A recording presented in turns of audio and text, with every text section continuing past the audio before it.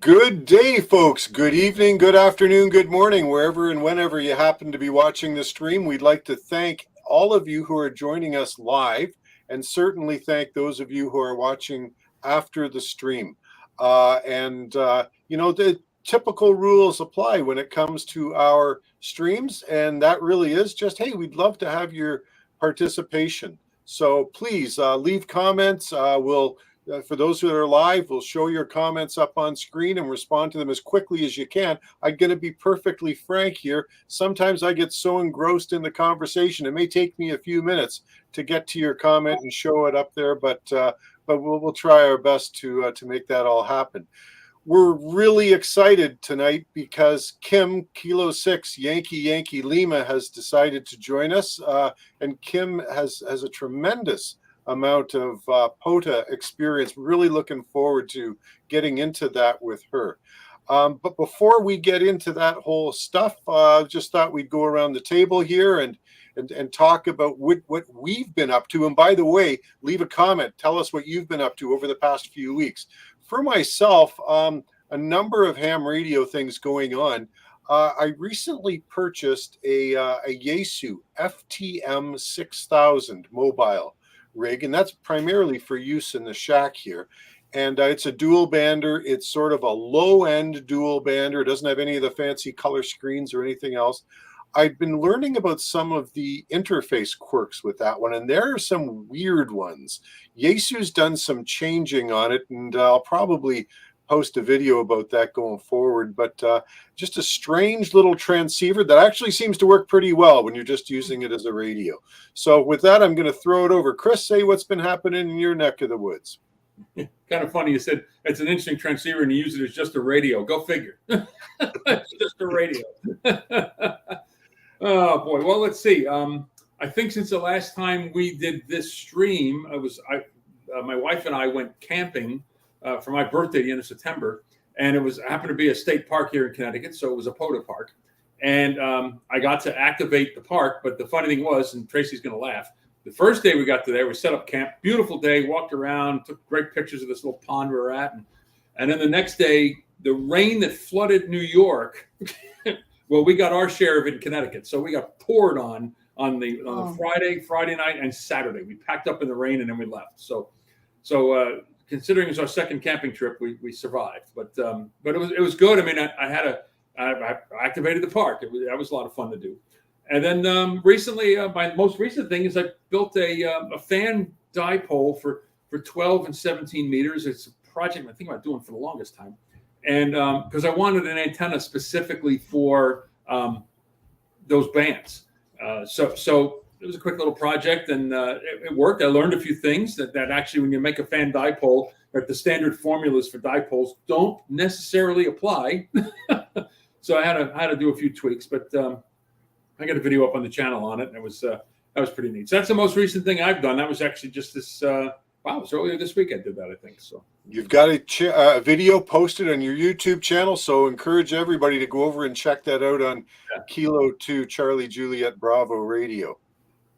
Kim, what past few weeks, what have you been doing? Well, let's see. Last Friday, we left in the morning early and drove to Arizona, 450 miles, and then I activated 2 parks there. We were there for a family wedding reception, so I had to squeeze in as much POTA as I possibly could. So I got Arizona in the books now because I didn't have Arizona. My only state that I've activated from has been California, but I did Picacho Peak State Park was the first one, and then the second park was the Catalina State Park there, and just beautiful places. I would love to go back again. Nice, fantastic. I gotta say, I love the American Southwest. It's incredible. It's so radically different from the geography that I know. It's breathtaking. So I definitely envious. Okay, hey, listen, just before we get into the meat and potatoes here, I did show them a little bit earlier, but I want to say hi to Scout75. Thanks for joining us. Brent, November 4, Bravo Delta Whiskey. Hey, thanks, Brent. Appreciate your coming to pay a visit. And let's just see who else we got. Yeah, we got a shout out for Kim. Look at that. See, we knew they were going to make you feel at home.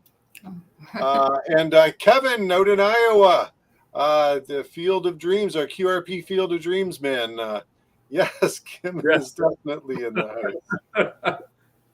And Labrador is checking in. Hey, Michael, always nice. Mike, always nice to have you join us. And hey, Kim, do you know where Labrador is? No, I don't. Okay, it is basically the northeastern corner of North America. Oh, wow. It borders Quebec, but it's on the Atlantic side. It's actually part of the province of Newfoundland. Oh, wow. Okay. Yeah, so Mike's out that way. Oh, beautiful. And then Wade, VA3NCA. Thanks so much, Wade, for joining us. Okay, so now let's get into it. We are really delighted, and I'm just going to do a little bit of a change here to have Kim along with us. So Kim, I when you showed up on our stream several months ago, and it seemed like quite a few of the attendees knew who you were, and they were going back and forth in the comments section. I thought, I need to find out a little bit more about Kim. So I went to qrz.com, and what I saw really blew me away. Now, this screenshot from Parks on the Air site shows you at 9,967 Parks on the Air QSOs. What is your current total? I think it's like 10,105 QSOs now, because I did a bunch while we were gone in Arizona, so that added to it. Fantastic. Yeah, because I took this screenshot late last week. Oh, no, that's fine. You did a bunch. So you're definitely in the 10,000 plus class. And this I got to admit, I'm curious from a couple of perspectives. Number one, you don't get to 10,000 Parks on the Air contacts unless you're doing something right. Oh, thank you. Number two, you're a woman, and it's women on the airwaves are scarce as hen's teeth, and I'm not trying to make you feel uncomfortable, but it's the reality out there. And what do they say about women operators, right? You get a woman's voice on the other end, and it's like worth 12 dB on your signal. So because everybody wants to talk to the lady on the frequency. Mm-hmm. So what we're really interested in tonight is finding out, okay, tell us about, number one, how did you get involved in ham radio? And then then we'll sort of build it out from there. Well, it just started out from my love of radio in general, just AM listening. And then it got into, my dad actually had a CB in his car. And, he never talked on it. I just asked him, hey, Dad, what was your handle for CB? And he said, well, I never talked on it. He just had it in the car.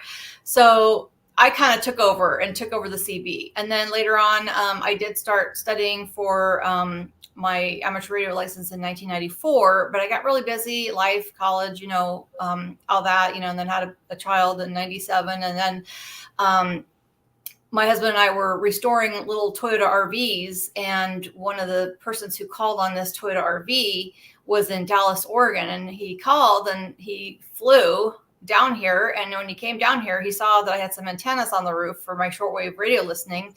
And I did tell him I was interested in, amateur radio, and I had been studying before. And he said, well, you should get into it now. You don't need CW and all this. And he was a VE as well.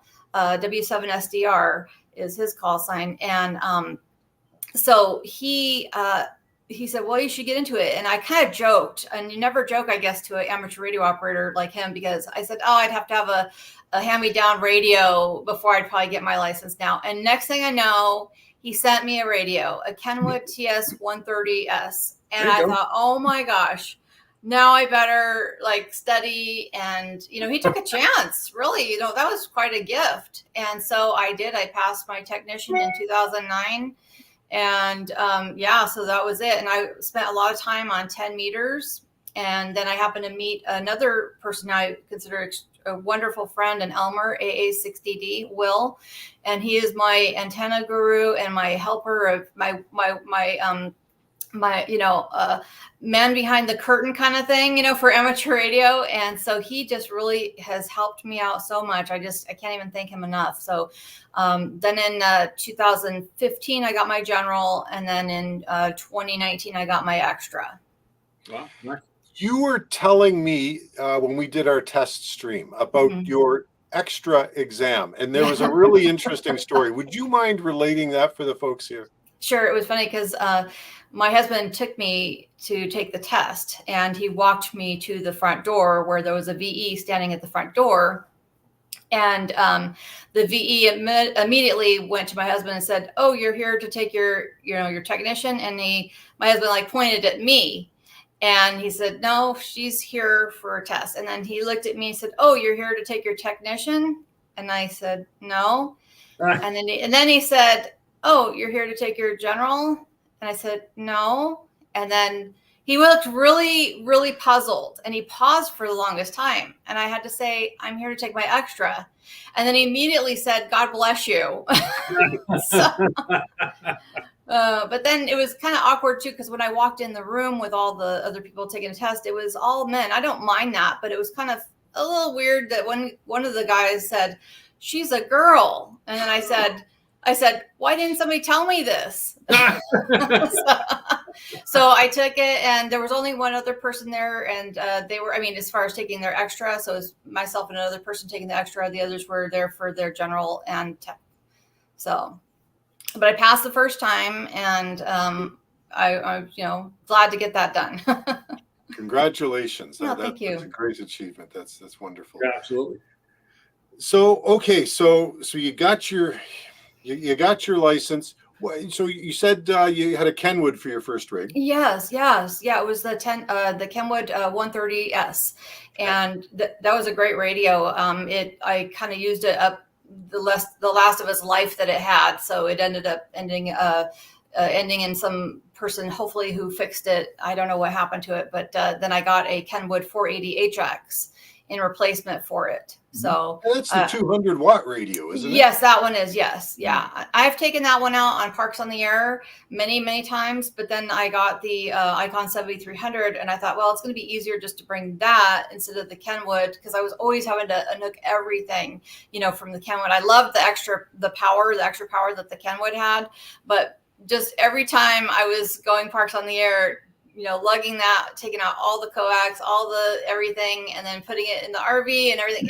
I thought, well, I'm just going to bring the ICOM from now on, and it's just much easier. And then I have a backup radio just in case, it's always good to have multiples if you can. Not saying that everybody can, but I have a Yaesu 857D, and then I've got the Xiegu, however you want to pronounce it, G90, and then some, handhelds as well. So I always think it's good to have extras, because one time I did have my Kenwood, the 480HX with me, and when we were Parks on the Air, it just gave out. Something went wrong in it. It was not transmitting anymore, so I had a backup radio. So ended up sending the Kenwood in for repair and got it back. But yeah, it's always good if you can have an extra radio. I'm not saying all hams do have extras, but if you can, that's really good.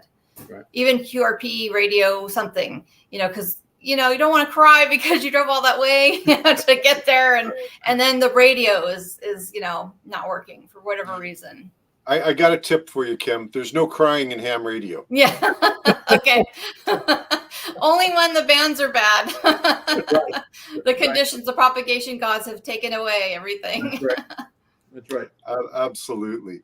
Okay, so you know what? You've given us some slides, and you mentioned the RV. So let me just see if I can get this up here. And I'm just going to change the layout a little bit here. Okay, so I'm just going to work through here. So here is a shot of your, actually, I'm going to skip ahead a little bit, just so people can see the RV. Yeah. So tell us about your RV, because, I'm not an RV person. Believe me, I'll go in, and I'm going camping weekend after next. And I'm going to wish I had an RV from the forecast. It's going to be rainy and cold, and I know about 90% of the other campers in that park are going to have RVs, and I'm going to be shivering in a tent. So tell us about your RV. Well, I just want to tell people we did pay our dues tent camping for sure. 3 weeks in a tent in Alaska and many, many years of tenting. My husband and I graduated to RVing, a while ago. But this is a 2005 Lazy Days. It's a 26-foot and, has all the creature comforts, bathroom, kitchen, dinette, beds and stuff like that. So it makes it so much easier to just go. And my husband's not in amateur radio, so it's good for him to have the RV and have fun doing what he wants to do and play places where he wants to go as well. So it can't be all places I want to go, but and I have to make it, fun for him too. So, but it's a ton of fun. And actually the Lazy Days, and it has its own club as well. So we're in the Lazy Days club as well, caravan club. So, but is that now? Is that I'm looking at something like every time I see something like this, and I'm ignorant. I completely ignorant about that.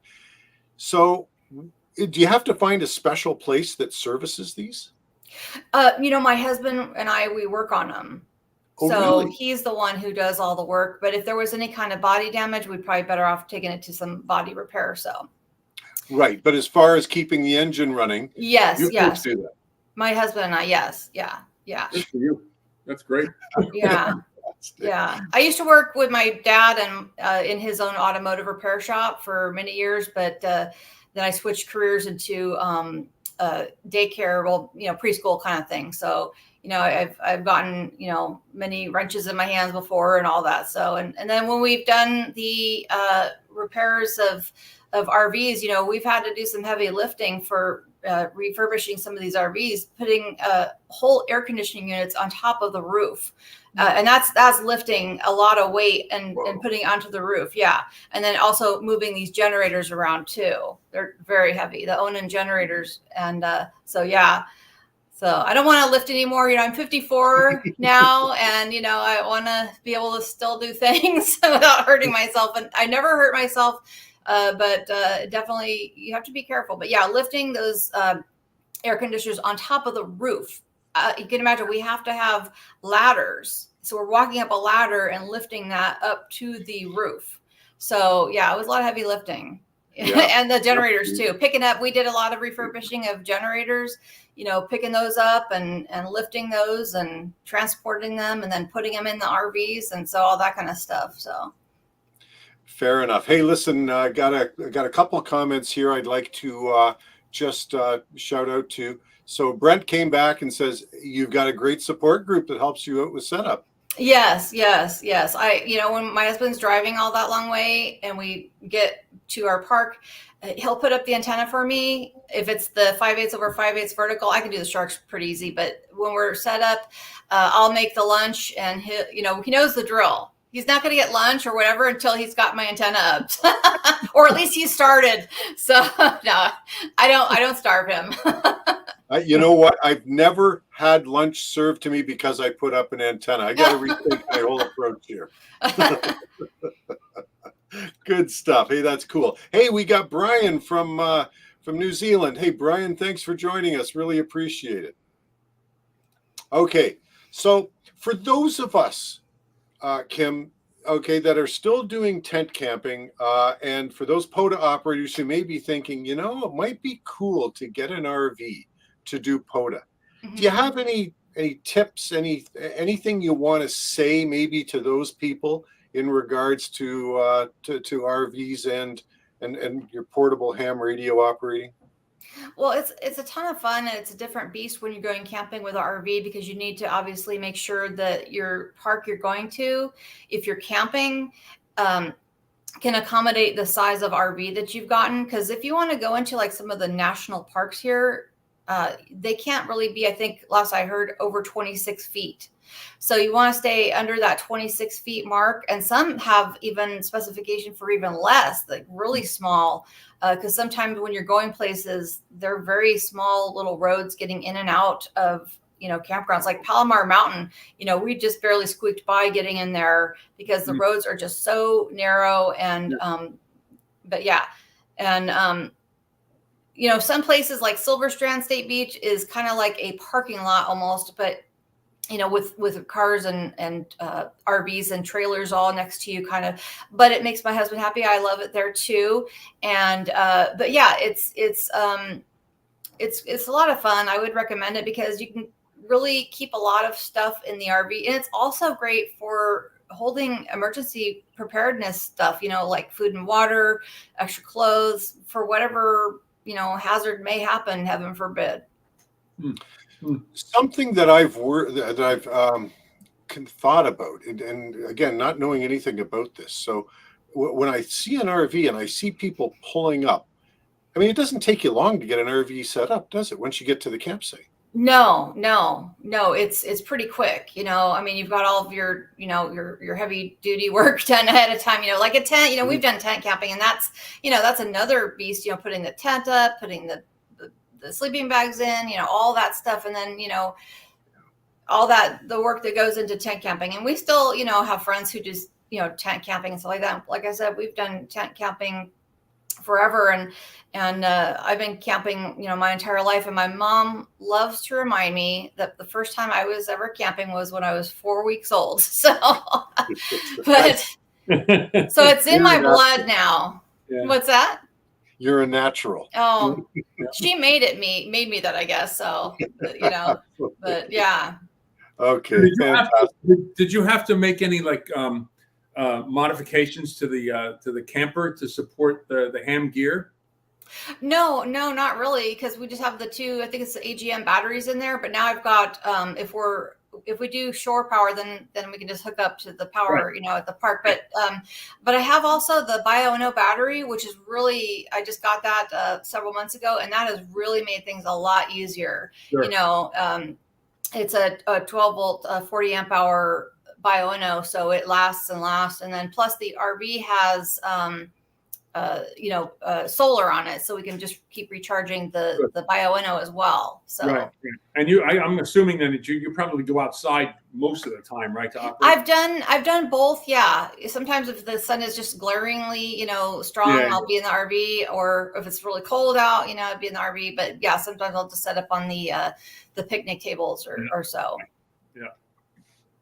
Nice. And now, do you have a way of mounting your mast directly to the RV, or do you always use it set apart from the RV? My husband bought some Velcro straps that he has literally just Velcroed the antenna up on the side of the ladder there.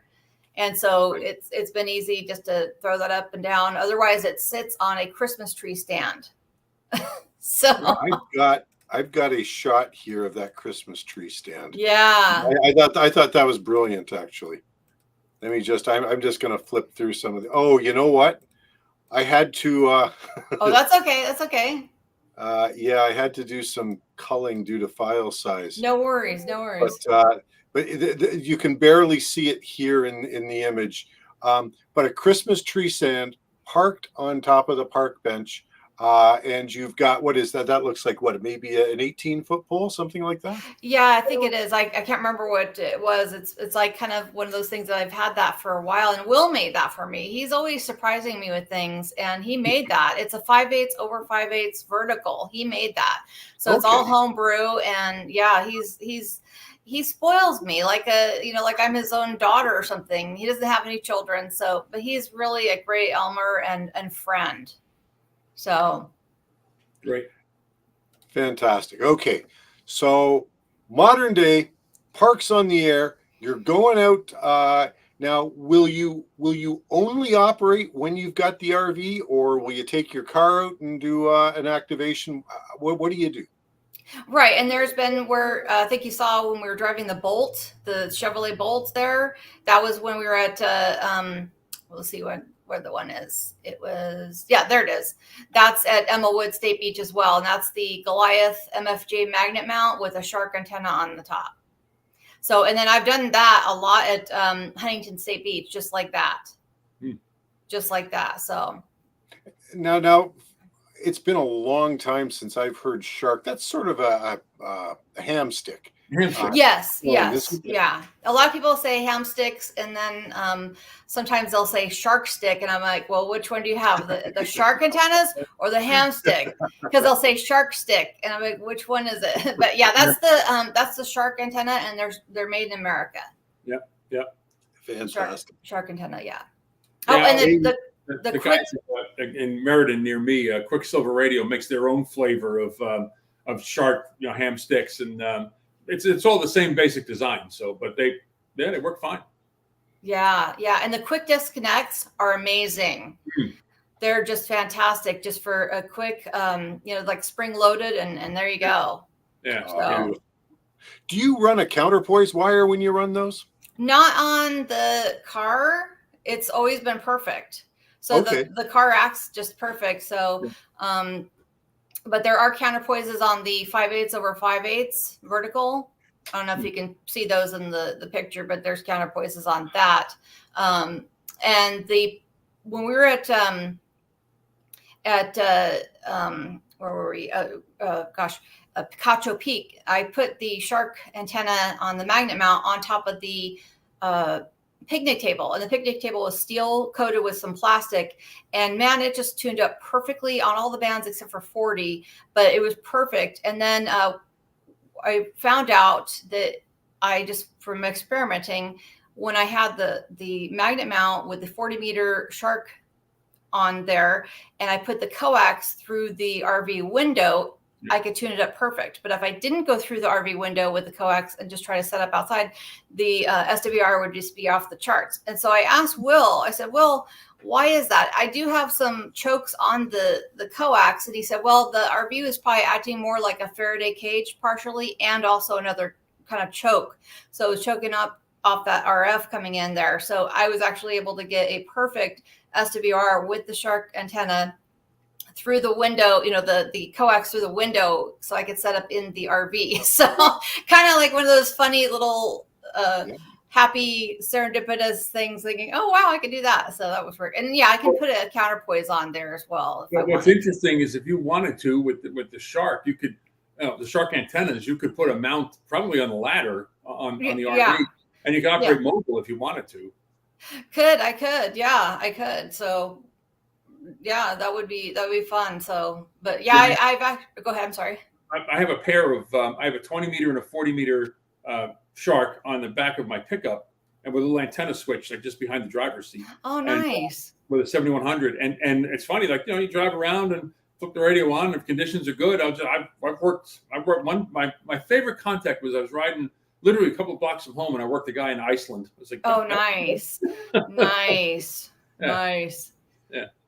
Yeah, that's the magic of amateur radio. You never know who you're going to contact. So it is a ton of fun. Yeah. So I'm hooked. Well, and the POTA thing is like we were saying earlier.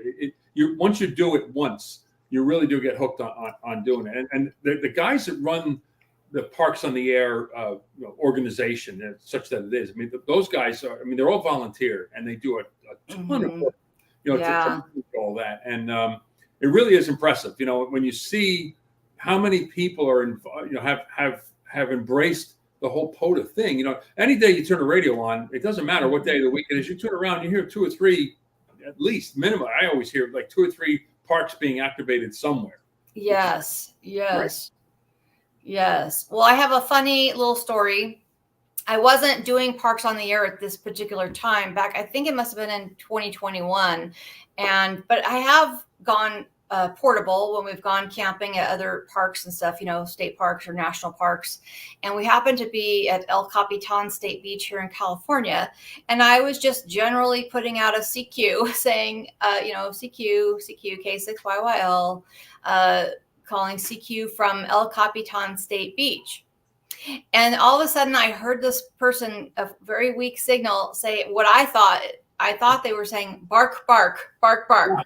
And I was like, I kind of paused for a second because I was like, is somebody barking at me? Yeah. Is somebody barking at me? And so they said it again, bark, bark, bark, bark. And they were like, kind of like frantically saying bark, bark. And I was like, and then the signal kind of increased enough to where I could tell he was saying park to park. And so I was like, oh, I'm not really doing Parks on the Air, but I am at a state park. And he said, oh, you should do, Parks on the Air. So kind of got a little nudge there. Yeah. So yeah. Sorry, did you say that was in 2020, 2021? That was 2021, I believe. Yeah. So since 2021, you've been racking up all these Well, Parks it's on addictive. the Air contacts. Yeah. Tracy, you and I are rank amateurs compared to her. Absolutely. Listen, I just activated, I think the last park I did was my 13th park. Oh, okay. So, Kim, let's talk a little bit about that. You've got a boatload of contacts. You've learned some lessons for Parks on the Air. You've learned some tricks and tips.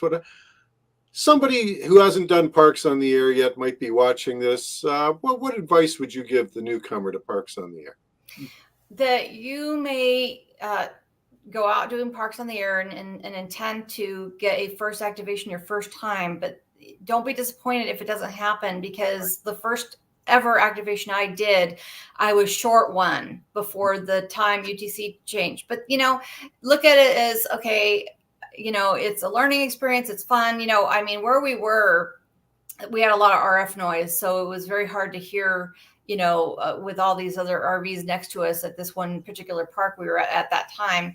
But think of it. And of course I logged all those contacts, and there's my, my incomplete activation. But right. It's all for fun. And you know what? The thing is some of the people who are hunting make it absolutely worth it, because some of their stories are just heart-wrenching, that they're blind, and they can't get out to do Parks on the Air themselves. So hunting, a person at a park is such a great thing for them. And they've said, thank you so much for being there, and I just think, oh, well, thank you for hunting. I really appreciate all the hunters. And so that's a tip, is always realize that there's somebody who may be in a really bad situation. They may be in a wheelchair or something like that, can't get out, can't see, and they're on the air. So making, contacts, hunting you. So it's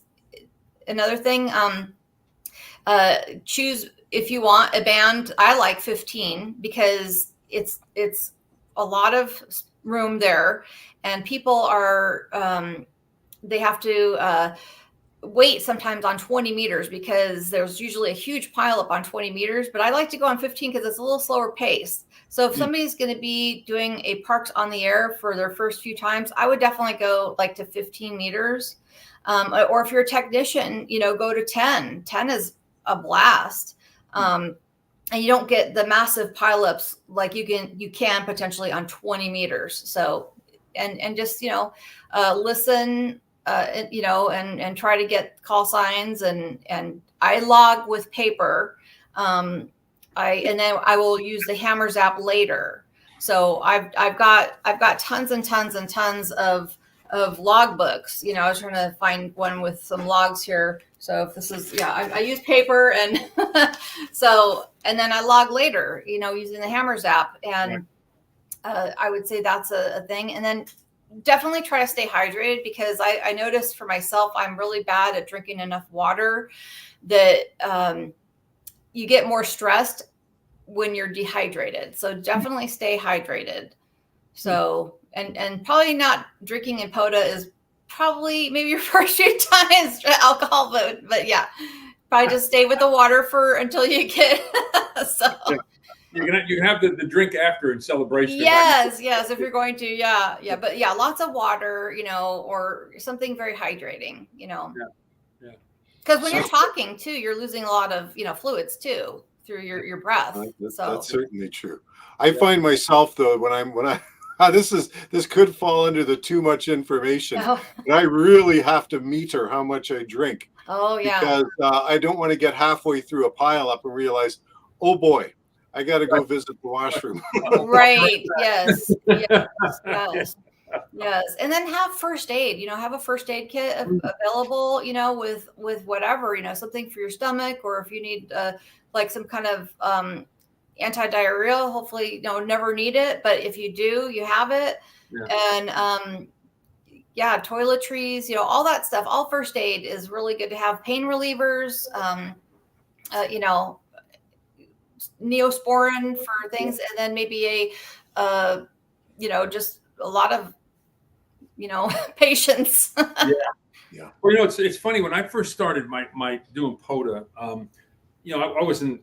We hadn't done any kind of camping at that point, so I would just load everything up in my truck and drive to a local park, set up, you know, make my activation, and like, you know, it's funny how it works. Like, and you probably had a similar experience, or maybe you haven't, but I noticed, like, you know, you spot yourself, you get on the air, and then you start making contacts, you have mini pileups going on, and then all of a sudden it just kind of, you go through this period of silence. You call them CQ for, it seems like forever. Yes. And then maybe you'll get another wave, right? So it kind of goes in waves.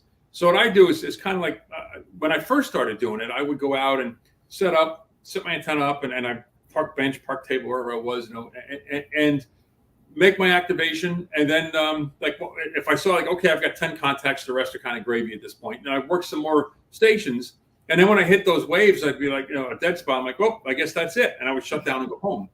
But now now we added the camping part of it, element to the whole activation. It really changes it, because now it's like you got your shack set up so you can operate all day long, which is very different. It's very different.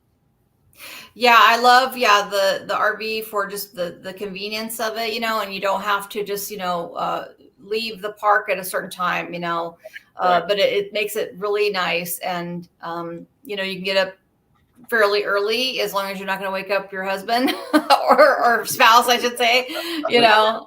But I did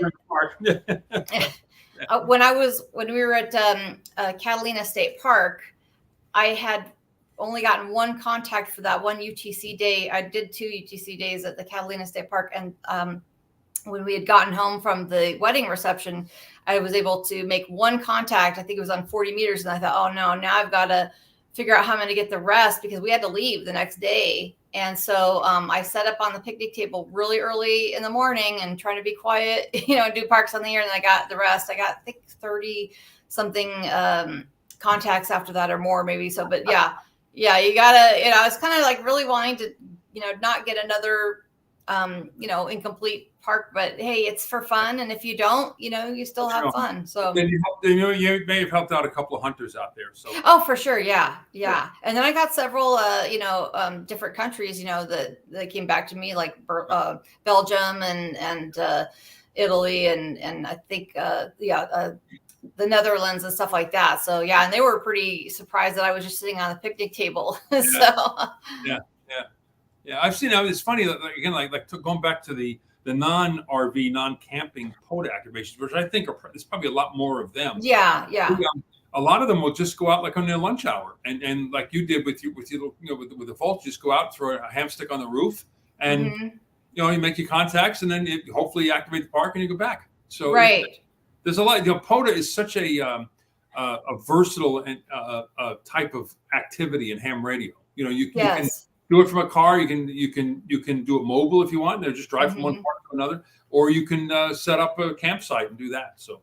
Right. And then not all places are going to have cell service. Also, I want to mention that is that, you know, we went to Chino Hill State Park, and I had forgotten to write down the park number. And I did remember it, and I remember the park number. I think this is the number. And but it was kind of funny, because another ham was just leaving from activating there, and he just, you know, was tooled by really quick. We only had just like 45 minutes left because we had to leave. The park was going to close at a certain time. And so it was going to be a real tight activation there. And so he just happened to stroll by, and he said, hello at K, I think he said 1139, which I think, if my memory is correct, it should be Chino Hill State Park. And so then that also put that in my mind. And then I realized, oh my gosh, I don't have cell service. So write down your park number before you go, because you never know when you're not going to have cell service. But then I did call CQ POTA, and my first contact, I just was able to ask him, hey, I just want to double check, you know, I'm at Chino Hill State Park. What is the park number? Because I think that's this. And then would you spot me? So that they did that as well. So that was very nice. And that was really nice. So, and I got that activation done too. That was just about a month and a half ago, I think, or less. So, but yeah, not all places are going to have cell. My first couple of attempts I didn't activate the park because I didn't understand the concept of spotting myself. I just would Oh, go out right. there, call CQ. Right. You know, that you might get a couple, and then all of a sudden you get a couple of contacts. It's because somebody spotted you. Exactly. But then I realized, oh, I can do that myself. You know, so when I'm ready to start, I spot myself, and then I'll wait a minute or two, and then I'll start calling CQ, and it usually works out. So. Oh yeah. And yeah, Palomar Mountain, we were in the campground there. There was no cell service there at all. And I knew I had, you know, written down the park number there, but I just called CQ for forever, it seemed like. And I did get the contacts, but yeah, there was no cell service. And I did ask one person to respot me, and they said, well, I don't do respots. I was like, okay, thanks. Yeah. I don't know what was up with that, but somebody else. Yeah, somebody else ended up spotting me, but yeah, I asked him, and I say, hey, would you spot me? He's like, no, I don't do that. Oh, okay. I don't know what was up with that. So Weird. Hey, you know what? There's something that I omitted from the top of the stream, and boy, do I feel terrible about it. Our colleague Tim, November 9 Sierra Alpha Bravo, is traveling. So this is the first stream he's not here with us. Tim, we miss you, but you know, we've got a great guest, and so we're looking forward to having you on the next stream. But just wanted to throw that out there in case anybody was wondering where Tim is at. Okay, hey, I'm just going to go ahead, Chris. We have to make sure he sends us a postcard if he finds work. I just want to run down some of the comments that where we're talking have come through. So first of all, Mike has checked in, N2MAK. Oh, Mike, always great to have you here. Yes. We've got Brent saying the mosquitoes during late shift. Now, I gotta say, you know, I can put up with the rain, and I can put up with the cold, and I can put up with the snow and the heat, but I don't want biting or stinging insects. That's why I have a shelter to go into. So I get that. So Mike, go ahead. I want to mention something about Brent. He came out from Kentucky to I guess a convention in San Diego area. So we were talking by email and stuff ahead of time, and said, hey, he was saying, hey, are you going to be out doing any Parks on the Air? And so we actually had him and another person was from Florida going to that same convention, and they came to Silver Strand and activated with me. Fantastic. So yeah, Brent there, yeah. So hello, Brent. That's awesome. Okay, so I actually have a couple of these thermocells, and Mike, Mike, that's a good tip right there. Yes. Let me see here, and so Brent, thanks. Kevin's chiming back in. And he's just saying hi. Let's see who else we got, Mike. Okay. Yeah. So Kevin, Kilo 0 Kilo Lima Bravo. Everybody watching this, make sure you go check out his new wagon video. He's always doing great stuff over there on the farm. All right. Hey, here's a tip from Mike. I print out all maps for all the new parks I go to and write the park number on it. Thereafter, I keep all the maps in a binder in my car in case I go again. You never know when you won't have service. Exactly. That's a good tip. What I've gotten in the habit of doing is a couple days before my trip, I will actually email myself an email, and it'll have for the title, the subject is the park name and the park number. So if I can just go back to my my Outlook and just look it up if I need it. Okay. Yeah. That's usually what I do. Is I usually have my notebook already, written out with the park number and everything. But that one time at Chino Hills, we were just in such a hurry, and then we had been there. We'd actually camped there before and done an activation, and I knew that there was no cell service, but I had totally forgotten that there was no service. So I learned again. Oh yeah, no cell service, but it still worked out because you know what? You've got hunters who are fantastic. Most every one of the hunters will respot you except for the one guy. That's true. That's absolutely true. Once in a while, there's one in every crowd. Right? Yes, yeah. I don't know what was up with that. So okay, all right, whatever. No, fair enough. Okay. Oh, there was one other one that I wanted to make sure that I said a shout out to, and that's Neck, Ontario CB Club. Great to have you with us, Neck. Let's take a look here, and Brent is in Kentucky. Okay. Very minimal service, not enough for data. So, and this is important. If you're so over my shoulder, you've got a shot of hammers running on an iPad.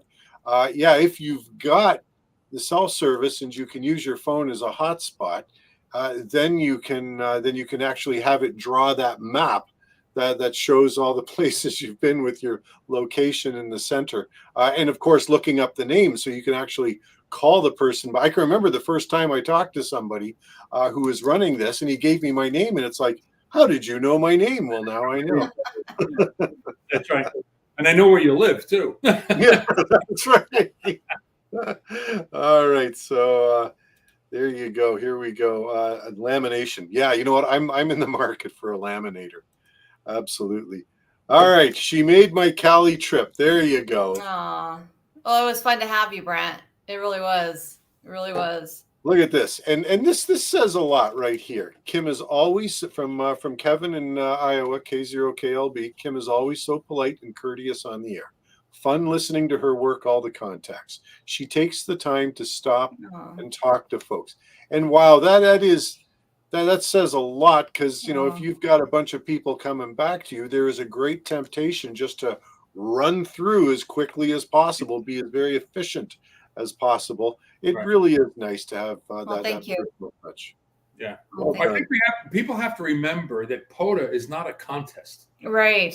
You know, it's just an operating activity is really what it is. You know, I mean, and you know, you can kind of chase all the little awards that POTA gives out, but it's like, I mean, there's hundreds of them. So like, you know, one time I happened to go on the POTA site and I saw that I won an award for some hunting thing. I said, wow, I didn't even know I did that. But you know, but it's not meant to be a contest. You know, right.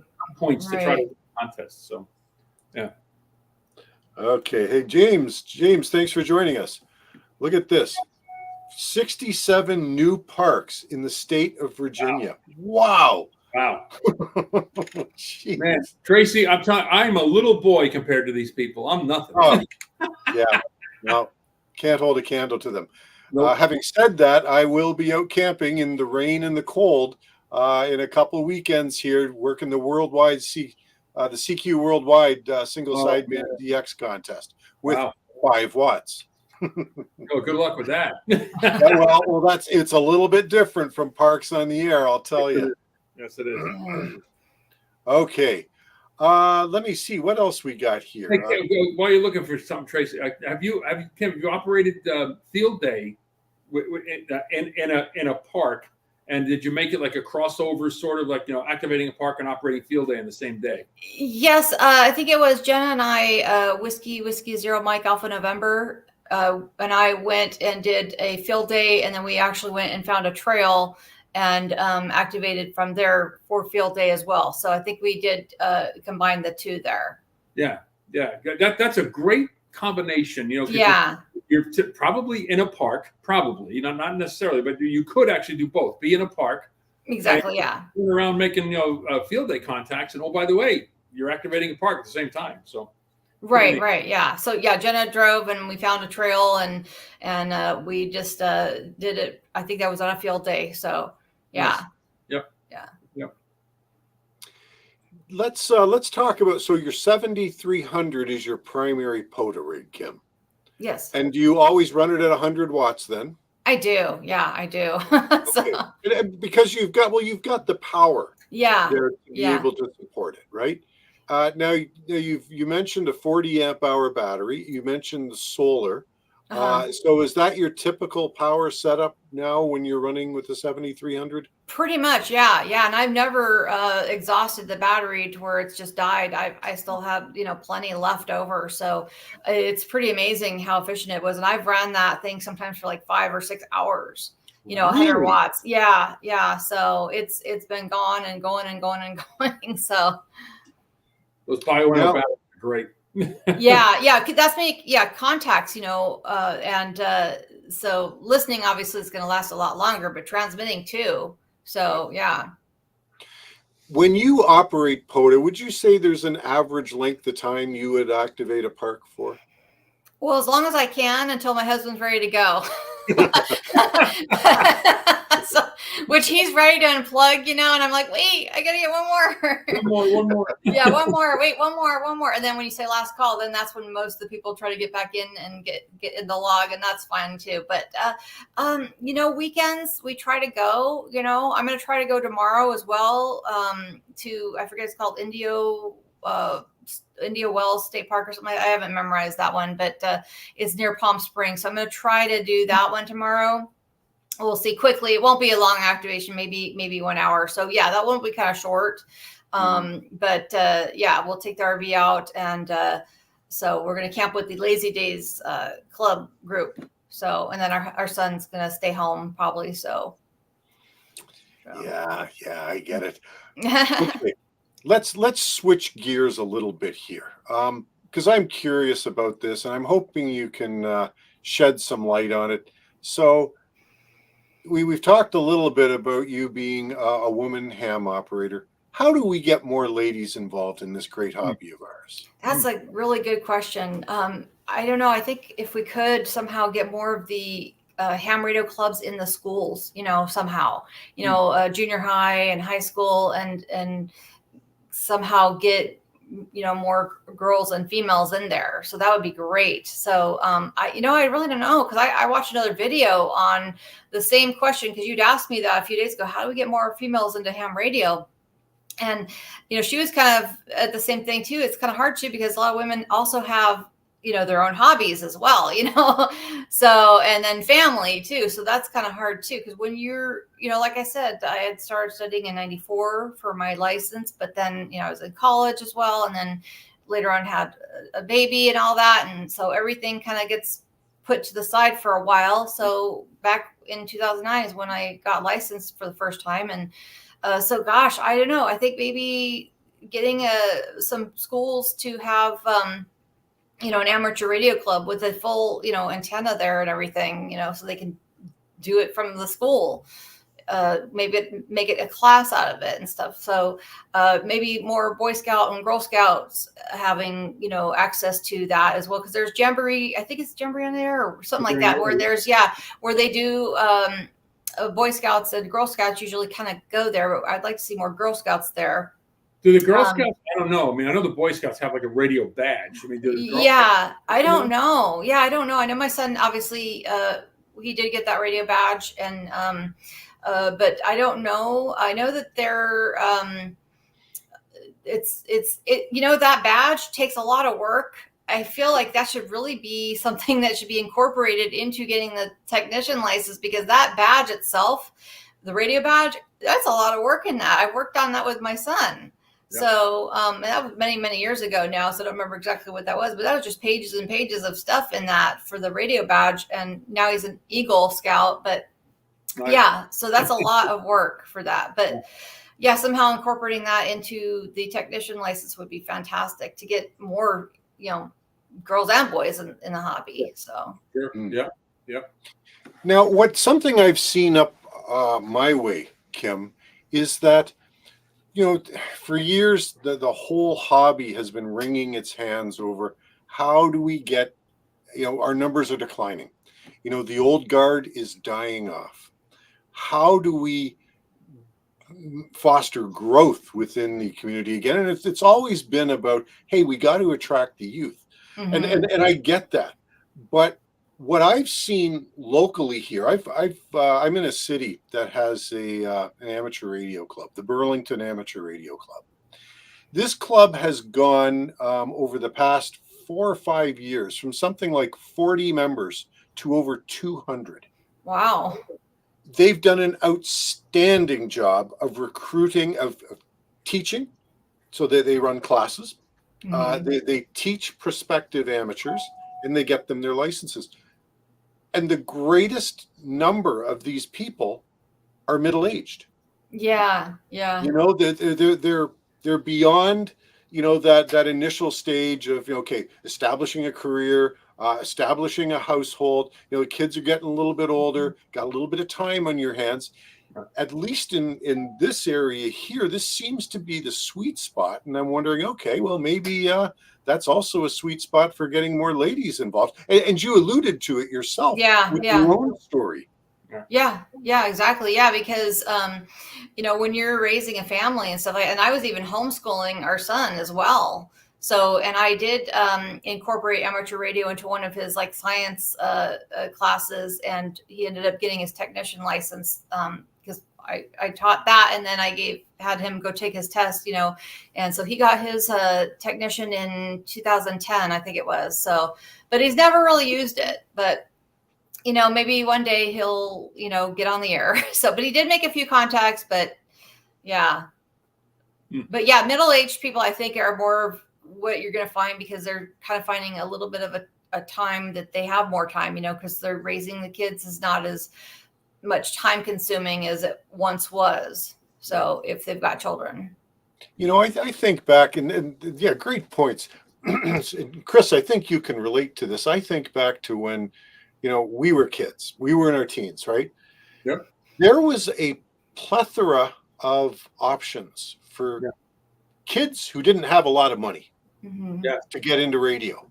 Yes. I don't know if that's really such a thing anymore. Maybe it's not. Maybe the price is such that you have to have a job and a little bit of disposable income to really get into the hobby. I know you got these cheap Chinese handhelds. That's sort of, can be a gateway drug into the hobby. Yeah. But as far as HF goes, these days with what's happened in the market, what I see, even old 20, 30-year-old ham radios have actually gone up in price. They haven't come down to the rock bottom where they should be, really. Yeah. Taking them beyond the means of a lot of young prospective hams. Kim, do you have any thoughts on that? Yeah, I know. It's crazy some of the prices you could see for used, amateur radio equipment on eBay and stuff like that. But there is a swap meet here in Claremont. I think it's actually coming up, I think this Saturday. So it's a ham radio swap meet here in Claremont. So it's at the parking lot for, I think it's Granite Creek Church. So, so people, may find deals there, and especially at the end of the day when, hams want to go home and they don't want to take all the stuff back, it maybe deals back, at the end of the day. So, but yeah, I would recommend that. It's in Claremont, and I think it's this Saturday, I believe, the swap meet. Yeah. And I don't think there will be a swap meet in December because of Christmas. So I think, or maybe it's November. I'll have to look and see. There's either this Saturday or actually it might be November 4th for the swap meet. But it will be the last one, I think, of the year. So, because then they'll start back in January because of, the holidays for December. So, but here in the, Southern California area, if anybody's interested, they can go there and they can bring their amateur radio stuff and set up for, I think, $10. The $10 goes to the church for the use of the parking lot and stuff like that. So that's a pretty good deal, to sell your stuff. So, and then if you want, you can just give your stuff away at the end. Some hams have done that. They just, don't want to carry it all back and they just start handing you stuff. So they do. I've been there. That's fantastic. I love it.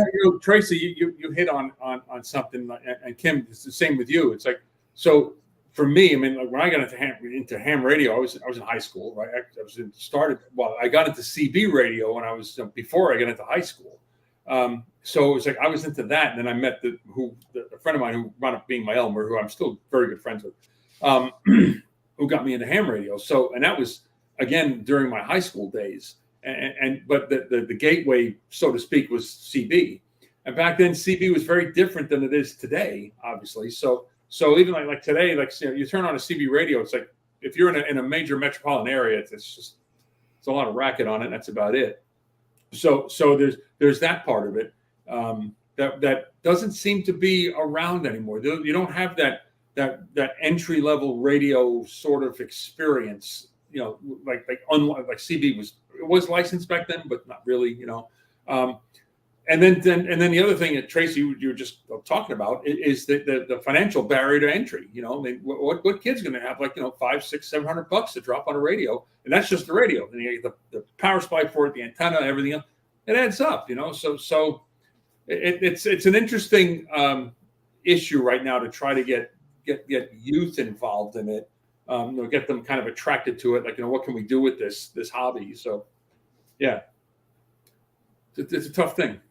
Mm-hmm. Mm-hmm. And something else, Chris, has just occurred to me, and of course I should have. But shortwave radios, SWLing used to be a gateway as well, and that's all gone by the board. Right, Yeah. there's not a whole lot on there. Yep. No. Yeah. I still have, you know, my shortwave radios and stuff like that, and then you know, scanners as well. So that was a ton of fun. I just loved, still do, you know, radio, any kind of radio. Yeah. So. Yeah. Hey, listen, there's a couple of comments here I want to get to just before we move along. So Scout 75, 40-ish seems to be a common age to get into ham, which makes sense. Expensive, time-consuming hobby. Yes. It can be. I don't think it has to be, but I think it easily can be. Yes. Then Neck from the Ontario CB Club. The reality is, if you find a cheap HF radio in a ham fest, chances are it is broken. The person selling it will say, "It's not mine. He's selling it for a friend." You do have to be careful. Yeah. You know, you know what? And boy, that's like the topic for a whole show we could do, Chris. Yeah. About, you know, buying used gear. Yeah. You know, if you're walking up and down the aisles at a ham fest, I like to try to schmooze people. And when I say that, what I mean is, hey, just have a little chat with them. Find out what they're all about. Right. And if I get a bad vibe, I'm moving on. I don't care what he's got on his table. And there's a lot of that. So you have to use your spidey senses to try to figure out if they're trying to sell you something that you're going to have some serious buyer's remorse when you get it home. Yep. Hey, we are at the top of the hour. Kim, I want to throw it over to you. Are you good to go for a few more minutes? How are you doing? I could go for like a couple more hours if you wanted. I'm good. I told you, no stress. This was going to be a breeze. You're doing great. Oh, so, thanks. Okay. I want to shift gears again a little bit here because we've talked about your rig. We've talked about the RV. We've talked about parks on the air. We haven't talked about our antennas. So talk to us. I want to know about your antennas, about what you've learned from, you know, for your HF gear. You know, what do you like for HF antennas? What's your go-to if you had to recommend something? What would your recommendations be? Walk us down that path. Well, for ease, I really do love the antenna that Will, you know, made me. And I was not even asking for that. He just surprised me one day with that. And so I actually have a video on my YouTube channel when Will was delivering it to me. I think I titled it something like portable antenna, perfect for my Parks on the Air activation. And he had given me that many years ago. I want to time out right here. Just hold it for just a sec. You have a YouTube channel. Yes. Okay. What is your YouTube channel? K6YYL Ham Radio Lady. Okay, everybody listening to this, make sure you go check out Kim's channel. I apologize for the rude interruption. Okay. Please continue. Oh, it's okay. And so Will made me that antenna, and you know, he's just the really greatest friend and Elmer. He heard my little weak signal, you know, when I was first beginning in the hobby. You know, my husband and I had built a dipole and put it on the roof, right? And so I was on 10 meters and I was calling CQ, and I was this little weak signal to Will, who was maybe like 40 miles away from me. And so he said, "Hey, I have a vertical antenna I'll give you, and then you just, you know, buy the push-up from me, and, you know, $20 and come pick it up."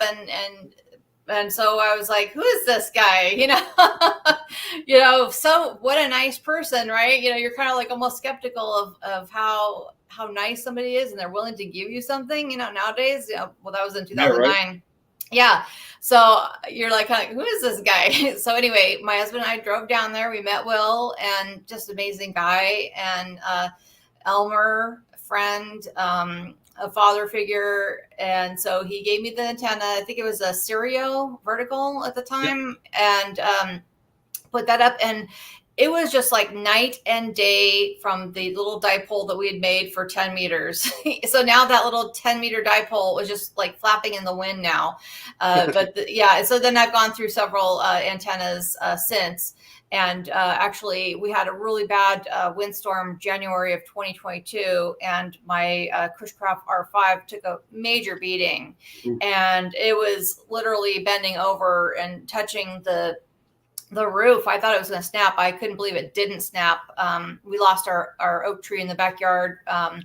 And yeah, it was a massive storm, and it was unsteady. It was uprooting. So we had to have it cut down, and before it fell on the neighbor's house or our house or something. So anyway, so that R5 has seen better days. It needs to be rebuilt or something. And so Will made me another antenna for temporary use until I get the R5 worked on.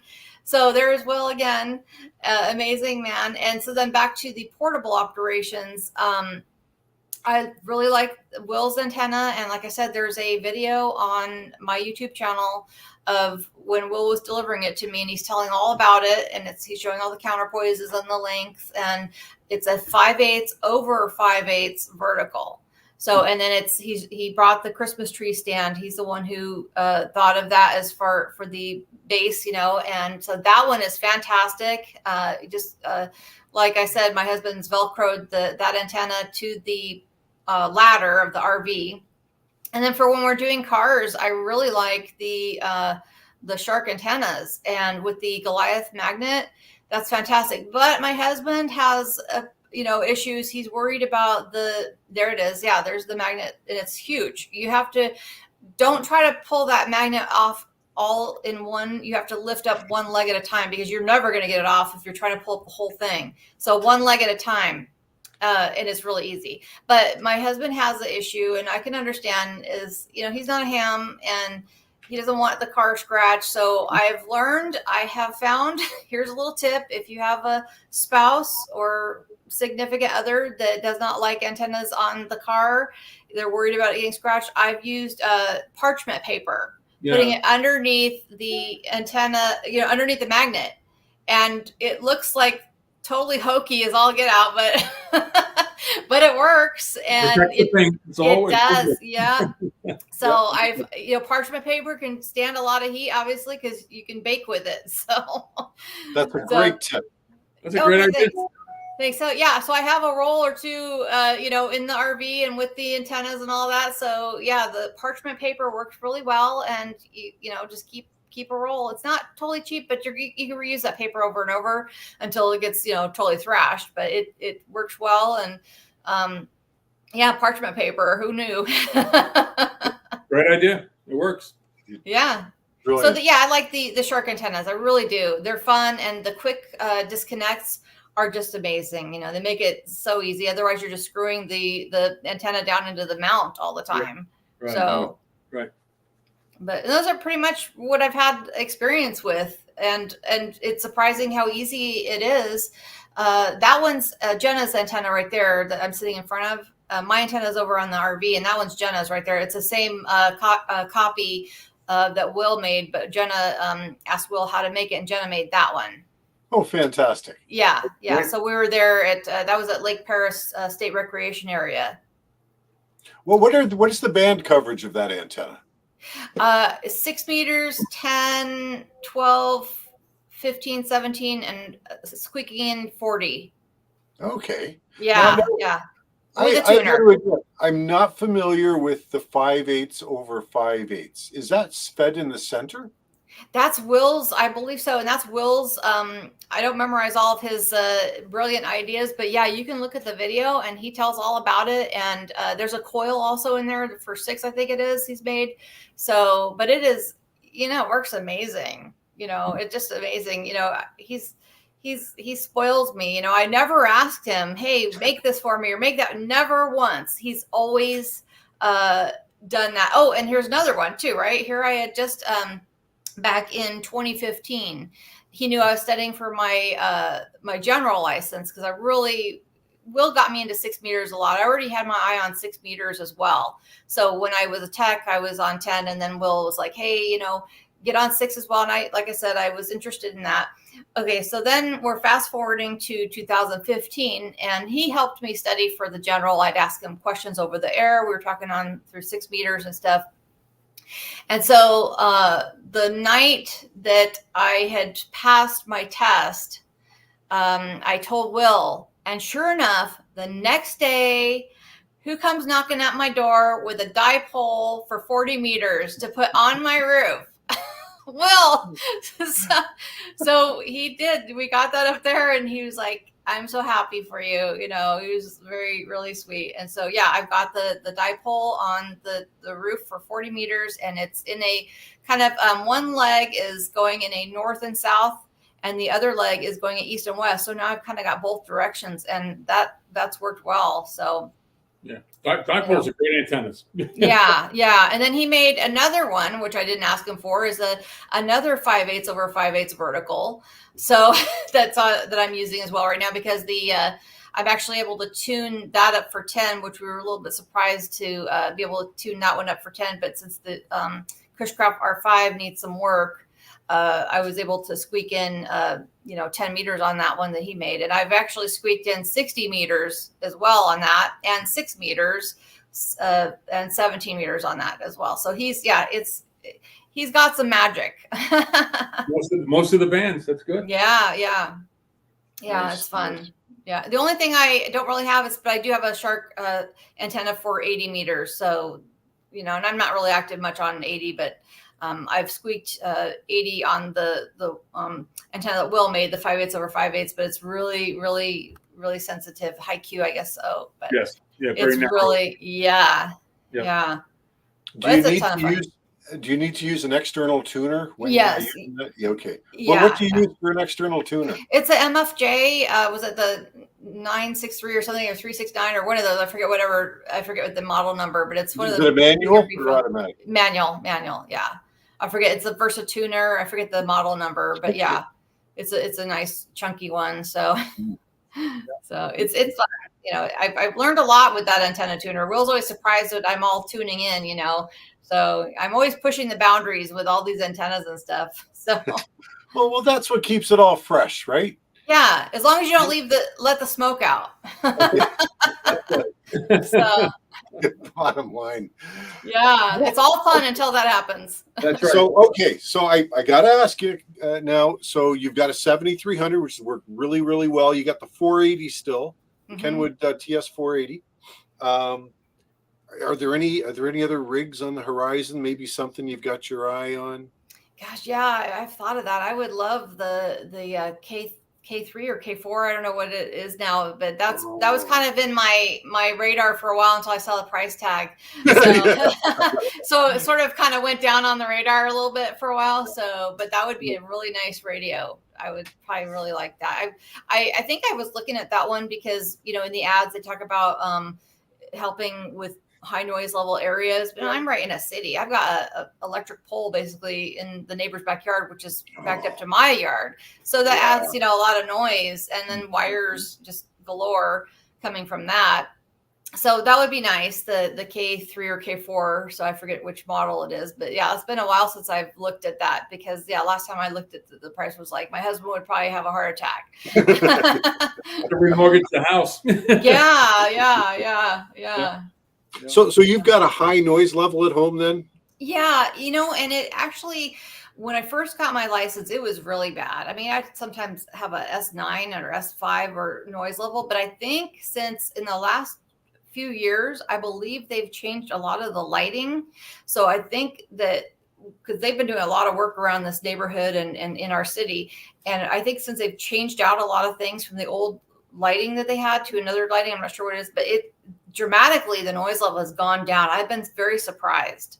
Surprised. Yeah, I know. Usually you're thinking it's going to go the other way, be even worse. So, and I think one neighbor did put something, I think they added a pool. So on 6 meters, right on 50.125, there's a hum now, which I didn't have before. So I'm like, it used to be intermittent, but now it's just straight on all the time.